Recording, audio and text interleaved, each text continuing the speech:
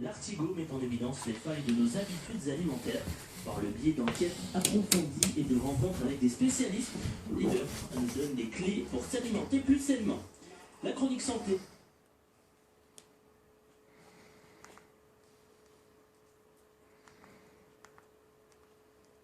Et avec une jeunesse éternelle, on va voir ça. De nombreux problèmes actuels. On en parlera avec vous dans quelques petites minutes et il marche très très bien ce livre. Il est déjà en rupture de stock, mais il y en aura encore pour les autres, ne vous inquiétez pas. Julie, ça va? Ça va très très bien. Il nous a apporté des cadeaux. Il nous énifie, vous trouvez pas? On est très calme ce soir sur le plateau. Ouais, vous avez un calme qui émane de vous comme ça et qui nous atteint. C'est mon influence. C'est votre influence, c'est ça. Julien, ça va? Bonsoir Alexandra, ça va très très bien. Vous êtes contente du coup là d'inviter des Je suis gens? ravi et c'est vraiment, je suis vraiment content que vous soyez là aujourd'hui pour nous présenter votre livre et puis j'ai plein de petites questions à vous poser. On va pouvoir tous à s'améliorer, partager. vivre vieux, en bonne santé et avec une jeunesse éternelle. On va voir ça tout à l'heure. Tout de suite le sommaire de ce mardi 25 février. Regardez. Gros plan sur Hit, chronique d'un fauve dans la jungle alimentaire. Le livre de Gilles L'Artigo met en évidence les failles de nos habitudes alimentaires par le biais d'enquêtes approfondies et de rencontres avec des spécialistes. Leader nous donne des clés pour s'alimenter plus sainement. La chronique santé, et il sera question d'alimentation vivante. Il s'agit des aliments qui sont les plus intéressants pour notre santé. Décryptage de cette tendance tout à l'heure avec Julien, puis direction le mobile des curiosités, une boutique qui met à l'honneur les créateurs en mêlant l'imprévu et l'utile, le précieux et l'accessoire. Couleur, design et originalité, voilà ce que l'on retrouve dans ce commerce du centre de Marseille qui fait la part belle au Made in France. Alors avant de parler objet déco, il y a presque une thématique sur ce plateau aujourd'hui autour du bien-être, du bien-vivre, on peut dire ça aussi. C'est une très bonne chose. Oui, c'est une bonne chose, bien sûr, bien sûr. Alors Julien, on va parler d'un nouveau type, enfin je sais pas si c'est un nouveau type d'alimentation, mais en tout cas un type d'alimentation qui est très très à la mode en ce moment. On m'avait confié que même les stars s'y mettent, il s'agit de l'alimentation vivante. Qu'est-ce que c'est? C'est vrai, l'alimentation vivante en fait, il faut comprendre que pour... On mange pas de petits animaux qui vivent encore et qui frétillent, non, c'est pas ça. Non, pas encore. On On mange pas les animaux vivants. Non, on n'est pas sur ce concept-là. On parle d'une alimentation qui va nous amener un carburant. Et c'est vrai que pour avoir du carburant, ce carburant on le trouve dans notre assiette. Faut-il encore que notre assiette ne soit pas composée que de produits qui sont transformés ou des produits industriels? Et ça, je pense, Gilles L'Artigo, que vous n'allez pas dire le contraire.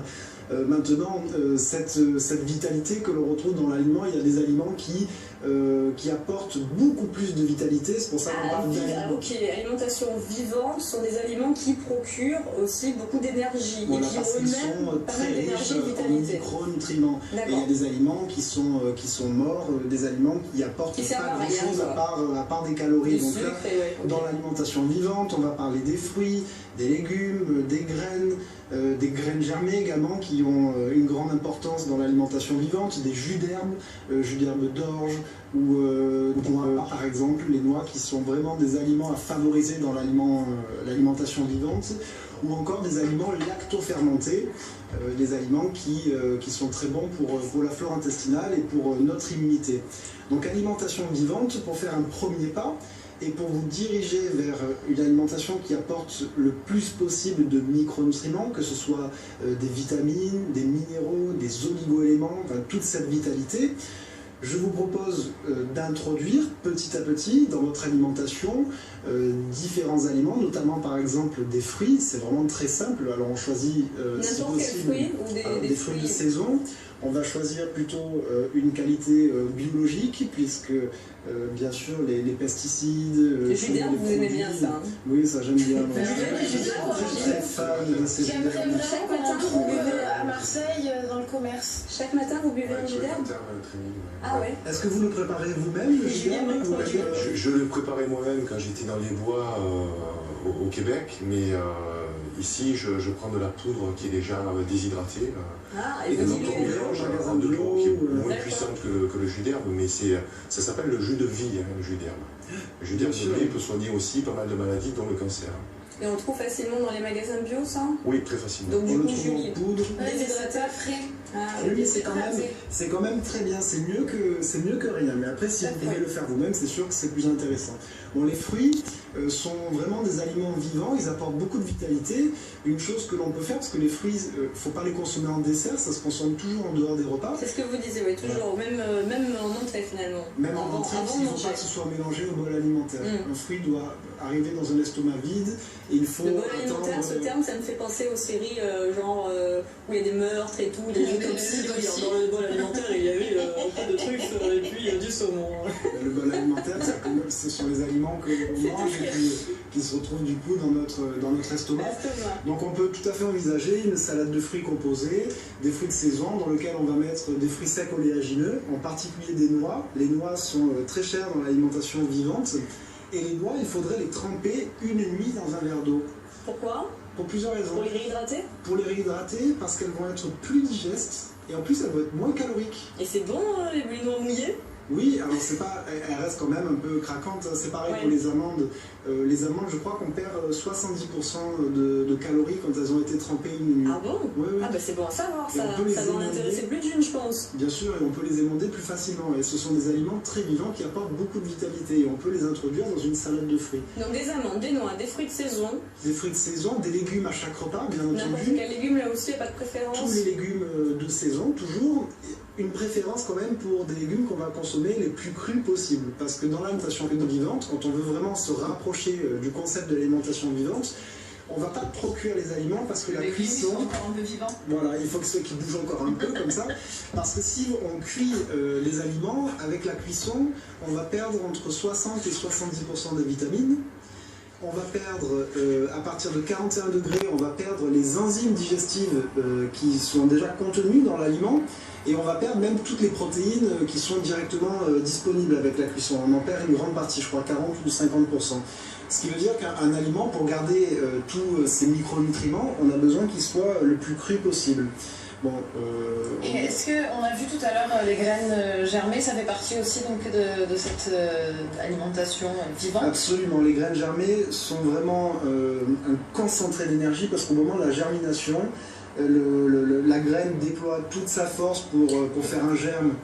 Et comme elle déploie toute cette force-là, ce qui se passe, c'est que ça multiplie toutes les vitamines. On a, je crois, 600% en plus, 600 fois plus de vitamine C dans une graine germée, par exemple. Et vous nous avez préparé une recette, vous d'ailleurs, Gilles, qu'on goûtera après, vous nous expliquerez à base justement de graines germées. Donc on rentre tout à fait dans le concept de l'alimentation vivante et on l'a goûté tout à l'heure, il était très bon. Oui, c'était très bon. On regoutera, t'as fait pas parce que vous voulez regoûter sur le plateau, genre là, la surprise et tout ça. Bon, on doit introduire du coup des crudités chaque jour et également des aliments lactofermentés. Alors les aliments lactofermentés, on les achète déjà tout prêts en règle générale en magasin bio. La plupart du temps, quand on mange une choucroute par exemple, le chou est lactofermenté.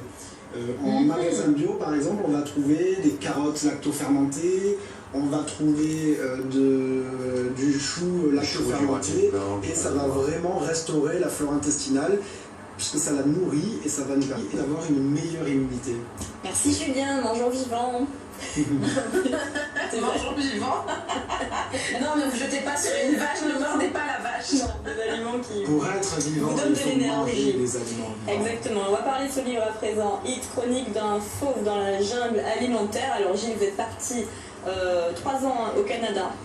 Vous avez mené une enquête justement pendant plus de 2 ans, vous êtes intéressé, alors c'est pas nouveau, hein, déjà quand vous veniez sur ce plateau nous présenter des plats et des recettes particulières, donc ça fait longtemps que vous vous intéressez à notre façon de nous alimenter, justement, qui est assez erronée, c'est ce qu'on va voir. D'ailleurs en 4e de couverture, je vous cite, nous vivons dans une société toxique pour notre santé, la nourriture industrielle nous rend malades, la pollution, le stress et les produits chimiques font partie de notre quotidien, ce sont des faits, il est encore temps d'en réchapper. Alors là, c'est vrai que ça fait peur. Vous dressez d'emblée un constat assez alarmant. Est-ce qu'il faut qu'on s'affole vraiment? Il y a lieu de s'affoler, oui. Le constat est noir. C'est un livre noir, mais qui finit avec la lumière, parce que je finis justement avec l'alimentation vivante. Pour rebondir sur ce que tu as dit, Julien, une alimentation vivante, en fait, il faut bien comprendre que on est ce que l'on mange. On est ce que l'on mange. C'est extrêmement important de bien comprendre ça. Si on mange des aliments vivants, si on mange du vivant, notamment des végétaux, on est beaucoup plus vivant. Et notre espérance de vie peut être allongée aussi, du coup. On peut se préserver justement de toutes les sources toxiques. Et aujourd'hui, le bol alimentaire est constitué que de nourriture morte. Et nous ne sommes pas des hyènes, nous ne sommes pas des carnivores, on ne mange pas de nourriture morte. Une amande, alors la nourriture morte, ça peut être donc de la viande. Hein, la nourriture morte, en fait, c'est surtout tous les aliments qu'a transformé l'industrie durant ces 50 dernières années. D'accord, donc des choses qui ne sont pas très naturelles, qui passent par des machines, ou qui sont modifiées, ou qui justement pour pouvoir croître et être produites, sont modifiées à la base. On les asperge donc de produits chimiques, des pesticides. Il faut savoir quand même que les pesticides, l'origine des pesticides, c'est des gaz de combat de la Deuxième Guerre mondiale. Donc c'est Monsanto qui fabriquait ces gaz chimiques. Aujourd'hui, Monsanto fabrique des OGM, fabrique des pesticides, des engrais. Donc cette nourriture morte, donc c'est tous les aliments transformés, les aliments que l'on cuit également, c'est essentiellement notre nourriture. Et il faut bien comprendre aujourd'hui que notre façon de nous alimenter a radicalement changé de celle de nos grands-parents. En quelques années, hein, c'est très rapide finalement en 2 générations. Cette transition. Moi je suis né à une époque où il n'y avait pas de fast-food. Oui, c'est ce que vous dites justement, c'est la légende qui accompagne une des photos du livre. Est-ce qu'il est encore temps, alors vous dites oui, il est temps d'en réchapper, il n'y a pas justement de délai, même si on mange mal depuis des années, on peut aujourd'hui, en mangeant mieux, en décidant de changer sa façon de s'alimenter, finalement améliorer sa condition de vie. Oui. On n'est pas complètement pollué à vie. On a des molécules toxiques. Nous tous, nous avons des molécules toxiques. On stocke ces molécules toxiques dans nos cellules graisseuses. On appelle ça les perturbateurs endocriniens. Donc j'ai travaillé pour ce livre avec le professeur émérite Pierre-Marie Martin. Il y a une interview en fait, que vous avez réalisée de lui, plusieurs autres intervenants aussi. C'est vrai qu'il est assez bien conçu parce que c'est un livre qui est assez atypique, qui est original dans sa forme. Donc des rencontres avec ce professeur, vous allez nous expliquer, d'autres personnes, des chanteurs aussi, et puis des conseils, des enquêtes et des recettes aussi à la fin. Et de très jolies choses. Je ne voulais pas que les gens se suicident au couteau à peine après la lecture du livre. Tant qu'à faire, donc, et puis au moins donner quelques clés. Avec des pistes. Je n'ai pas de régime miracle parce qu'il n'y en a pas. Moi je m'alimente de façon différente ici lorsque je suis à Marseille, parce que je suis au milieu, fin fond de la forêt québécoise, ou ne serait-ce qu'à New York également, on ne va pas trouver les mêmes types de produits. Vous vous adaptez, mais vous essayez de manger correctement, quoi. Oui, j'essaye. Aujourd'hui, on a identifié les sources toxiques, qui peuvent être aussi les plastiques, les plastiques au micro-ondes par exemple. Vous parlez donc de ce professeur émérite. Qu'est-ce qu'il vous a dit, lui, justement? Qu'est-ce qui est ressorti de cet entretien? Qu'une alimentation saine peut prévenir un cancer sur 3, et qu'une alimentation saine, écoutez bien Alexandra, une alimentation saine, tout le monde écoute là, peut ralentir ou accélérer un cancer sur 2. Et il m'a dit, Gilles, il n'y a aucun médicament aujourd'hui qui fait ça. En fait, nous faisons trop confiance à la médecine. Et aujourd'hui, on a perdu, je dirais, la phrase d'Hippocrate qui était célèbre, que l'alimentation soit ton remède. Ah ben oui, c'est la phrase, elle adore cette phrase, Julien. Alors, pour donner quelques clés justement aux téléspectateurs qui vous écoutent, une alimentation saine, bon on le voit hein, chaque mardi avec Julien qui nous donne des cours, comme ça j'allais pas dire des leçons, mais des indications pour s'alimenter mieux. Si vous deviez justement donner quelques conseils, quelques clés pour vous, c'est quoi une alimentation saine? Donc qu'est-ce qu'on évite absolument? Qu'est-ce qu'il ne faut pas manger? Qu'est-ce qu'il ne faut plus manger? Il faut boycotter les fast-foods. Il faut arrêter les sodas. Pourquoi les sodas? C'est l'emballage qui est dangereux aussi, l'aluminium dans lequel se trouve les sodas. C'est une véritable saloperie. Tous les additifs. Il y a l'aspartame est cancérigène. Il faut bien que les gens comprennent que l'aspartame est cancérigène. Oui, parce que beaucoup l'utilisent pour les régimes, l'aspartame. C'est totalement faux, ça augmente l'obésité, mais surtout c'est un facteur vraiment qui est cancérigène. Et là, j'ai mis le doigt sur quelque chose qui est pour moi assez problématique parce que il y a des lobbies aujourd'hui qui font qu'on a accès à certains produits, notamment l'aspartame. Et il faut voir la mise sur le marché de l'aspartame, qui va être pris en exemple. Moi, je pensais que les agences gouvernementales sanitaires, européennes ou françaises, ou même américaines avec la FDA, faisaient leurs propres, je dirais, études. Oui. Ce n'est pas le cas, c'est les fabricants qui font leurs propres enquêtes. Donc, qu'est-ce qu'ils vont faire ces fabricants? Ils vont se payer un labo, ils vont se payer des chercheurs, et aujourd'hui, quasiment 70% de la recherche, c'est la recherche privée. Donc mon père me disait, on ne mord pas la main qui te nourrit. Donc là, il y a des conflits d'intérêts. Et il y a des conflits d'intérêts patents aujourd'hui dans l'agroalimentaire. Pourquoi? Parce que l'agroalimentaire, c'est le premier secteur industriel français. 400 000 emplois, 160 milliards d'euros de chiffre d'affaires. C'est déjà extrêmement puissant. Donc on a une solution aujourd'hui, c'est de retrouver le chemin des marchés, de préserver nos paysans. Acheter local. Acheter bio, certes, mais acheter local, du coup les petits marchés de proximité, les AMAP qu'on a en France avec les paniers paysans. Il faut préserver les paysans, vraiment. Vous êtes très sévère avec l'élevage industriel, donc tout ce qui concerne la consommation animaux, hein, l'abattage, L'élevage industriel, en fait, s'est développé principalement avec les fast-foods. Aujourd'hui, on mange de la viande quasiment à tous les jours. Le poisson, c'est la même chose. Hein. Le poisson qu'on mange aujourd'hui, quasiment, c'est du poisson d'élevage. Donc, ce sont des animaux que je suis allé voir. Donc, les conditions d'élevage sont immorales. On ne peut pas cautionner ça. Sincèrement, lorsqu'on voit comment sont élevés des porcs, des bovins, des poulets, on ne peut pas cautionner ce type de viande. Donc, par contre, je ne milite pas sur faire abstraction de manger de la viande ou des produits animaux. Vous-même, vous n'en mangez plus, hein? Moi, j'aime. Vous mangez du poisson, mais pas de viande rouge. C'est une décision personnelle. Donc, je ne vais pas imposer mon choix à chacun à faire ses propres choix. Mais il faut être conscient qu'aujourd'hui, on est sur une vraie problématique au niveau du développement de l'élevage industriel. Et puis, la viande que nous mangeons aujourd'hui est une viande toxique. Parce que ces animaux, qui vivent dans ces conditions d'élevage qui sont complètement immorales, on leur donne des antibiotiques dans leur moulée. En plus, c'est sympa, ça les fait grossir plus vite. Tu vois? Donc ça fait plus de viande. Par contre, ces antibiotiques, ça aussi je l'ai appris en faisant les enquêtes pour le livre, sont les mêmes que pour nous humains. C'est-à-dire qu'aujourd'hui, on va être sur une pandémie de résistance aux antibiotiques. On meurt du staphylocoque doré, on fait de la résistance aux antibiotiques parce qu'on mange trop de viande. Et là, je pense à nos enfants. Parce que moi, j'ai grandi à une époque où il n'y avait pas de fast-food. Je mangeais de la viande que chassait mon grand-père. On allait chez le boucher, de la viande qui avait été élevée de façon normale. Mais aujourd'hui, les enfants, en fait, ont accès à cette nourriture toxique. Donc, que ce soit les sodas, la nourriture transformée, les M&M's, etc., toutes les friandises. On va en citer d'autres parce qu'ils pensent tout, moi, 3, 4 et Twix, allez hop. Ça restera, je dirais, ça peut être épisodique, voilà.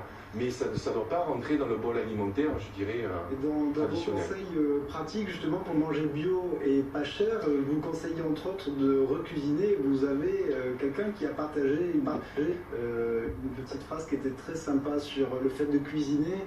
Cuisiner pour quelqu'un, c'est lui dire « je t'aime ». Est-ce que vous pouvez nous en dire plus? Oui, cuisiner pour quelqu'un, c'est une façon de lui dire « je t'aime ». Ouais. C'est en fait du temps pour l'autre, c'est ça aussi. Oui, prendre du temps pour l'autre, et puis c'est de faire, lorsqu'on cuisine et qu'on fait quelque chose de sain, qui est bon pour notre corps. Parce qu'aujourd'hui, on n'a que la référence au goût. On va dans un restaurant où c'était bon, oui, c'était super bon. Au goût, mais est-ce que c'est bon pour notre corps? C'est rarement le cas. Donc quand c'est bon pour notre corps, je dirais, on transmet quelque chose à quelqu'un. Et faire à manger pour sa famille, c'est quelque chose qui est très important, qui était une des valeurs de nos grands-parents.